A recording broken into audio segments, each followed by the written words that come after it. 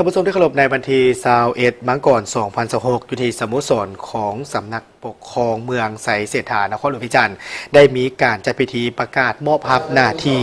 ระหว่างเลขาคณะบริหารงานภาคเมืองไสเสถาผู้เก่าและผู้ใหม่และประธานคณะกรรมการปกครองเมืองไสเสถาผู้เก่าและผู้ใหม่เข้าร่วมเป็นประธานโดยสหายอาสพังทองศรีพดลกรรมการศูนย์กลางภาคห้องเลขาคณะบริหารงานภาคเจ้าของนครหลวงพิจันทร์มีสหายเลขา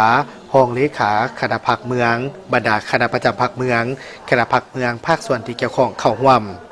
สหายนางวิไลวรจันทารตีกรรมการประจำภาคนครหลวงพิจันทร์เลขาคณะบริหารงานภาคเมืองไสเสถาผู้เก่าได้ขึ้นผ่านรายงานบทสรุปติราคาด้านดีผลงานควบคุมข้างในการจัดตั้งปฏิบัติเวียกงานในระยะที่ผ่านมาโดยย่อและกล่าวอำลาหน้าที่อย่างเป็นทางการจากนั้นก็ได้ผ่านมติตกลงของคณะประจำภาคนครหลวงพิจันทร์ว่าด้วยการยกย้ายและแต่งตั้งเลขาคณะบริหารงานภาคเมืองไสเสถาโดยคณะประจำภาคนครหลวงพิจันทร์ได้ตกลงยกย้ายสหายนางวิไลวรจันทารตีมารับหน้าที่ใหม่อยู่ห้องว่าการปกครองนครหลวงเวียงจันทร์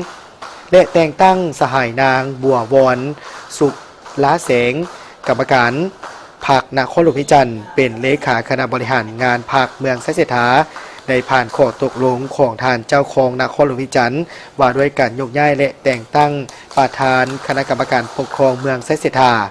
ในนี้เจ้าของนครหลวงพิจันทร์ได้ตกลงยกย้ายและแต่งตั้ง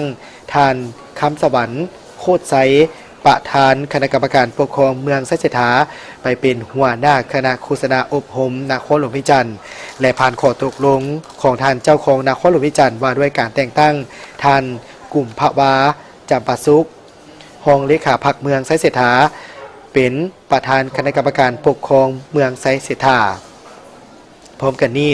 ในพิธีได้มีการมอบมติตกลงของคณะประจำภาคนครหลวงพิจันทร์ว่าด้วยการยกย้ายและแต่งตั้ง